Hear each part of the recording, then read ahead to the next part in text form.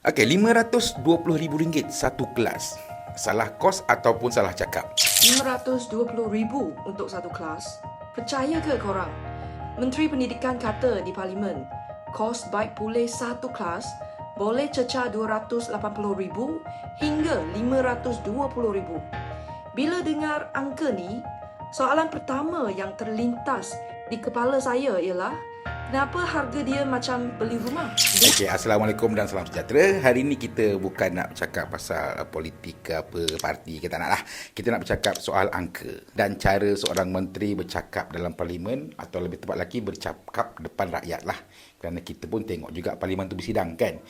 Bila Menteri Pendidikan menyebut kos membina satu bilik darjah boleh mencecah RM520,000, rakyat pun terdiam. Ada yang terkejut, ada yang marah, ada yang gelak. Tak percaya kan? Sebab dalam kepala rakyat, bilik darjah tu apa? Lantai simen, 4 dinding, tingkap, 2 pintu, kipas, papan putih. Bukan bangunan pejabat multinasional. Kan? Satu bilik darjah je. Jadi soalan kita hari ni, adakah angka itu betul? Atau cara penyampaian YB itu yang salah? Okey, reaksi rakyat ni logik lah. Pasal apa? Rakyat akan fikir dengan duit ni, rakyat boleh bina rumah satu tingkat, beli tanah sikit, pasang grill, kabinet dapur, kan? Siap pagar lagi. Tapi kerajaan kata kos tu hanya untuk satu bilik darjah. Mana mungkin rakyat tidak marah, betul tak? Kalau kau pergi sekolah lama, kan, kelasnya catnya pudar, kipas pun bunyi macam helikopter, lantai retak, kan. Tiba-tiba harga sebuah kelas, repair sebuah kelas RM500,000. Kalau ini bukan resepi untuk kemarahan awam, aku tak tahulah apa lagi kan. Memang rakyat marah lah kalau kau cakap macam tu, betul tak? Sekarang ni kebenaran teknikal. Ini secara teknikal dia. Kan? Sekarang ni kita masuk dalam bahagian yang penting. Okay, secara teknikal, ya, cara kira tu memang wujud dalam sistem kerajaan. Tetapi, ia bukan bermaksud satu bilik kosong RM520,000. Yang sebenarnya, kerajaan bina satu blok bangunan sekolah.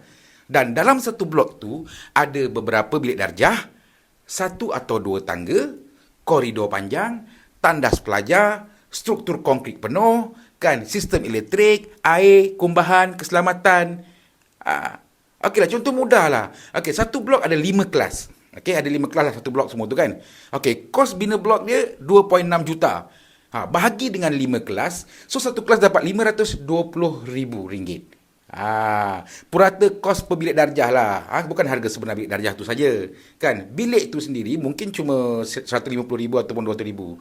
Kan, selebihnya ialah kos kemudahan bersama. Kan. Jadi kat sinilah masalahnya bermula. Kan.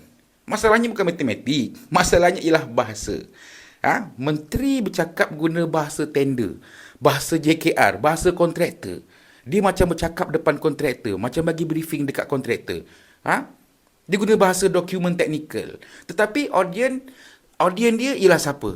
Penjual nasi lemak, pemandu Grab, ibu bapa B40, kan, pekerja kilang, orang kampung, kan. Bila disebut kos satu bilik darjah termasuk tangga, koridor dan tandas, kalau rakyat dengar, satu kelas ada tangga sendiri, bunyi macam kartun, tu tak? Ini bukan kes rakyat yang bodoh. Ini ialah kes kerajaan gagal menterjemah bahasa teknikal kepada bahasa manusia. Okey, kat sini aku nak tanya satu lah. Tanya dengan jujur lah. Menteri, takkan YB masuk Dewan Rakyat, kan, skrip komunikasi awam yang YB pegang tu, takkanlah tak ada orang cek, kan? Takkan tak ada pegawai cakap, YB, kalau YB sebut macam ni, rakyat akan salah faham, kan? Takkan tak ada satu orang pun yang nak angkat tangan, YB lebih baik sebut kos satu blok bangunan, jangan cakap satu kelas, kan? Kalau benda tu tak ada, itu maknanya kegagalan komunikasi. Kalau ada tapi YB tak dengar, itu lagi bahaya kan, ikut kepala sendiri je. Sebab bila melibatkan duit rakyat, ayat mesti tepat, istilah mesti jelas, konteks mesti lengkap. Sepatutnya lah YB kan. Sepatutnya ayatnya bunyi macam ni lah. Kerajaan membina satu blok sekolah yang mengandungi beberapa bilik darjah, tangga, tandas dan koridor. Kos satu blok sekitar 2 hingga 3 juta. Apabila dibahagikan, purata kos menjadi RM520,000 bagi setiap bilik darjah. Selesai. Tak viral. Tak jadi bahan kutuk. Tak jadi api kemarahan.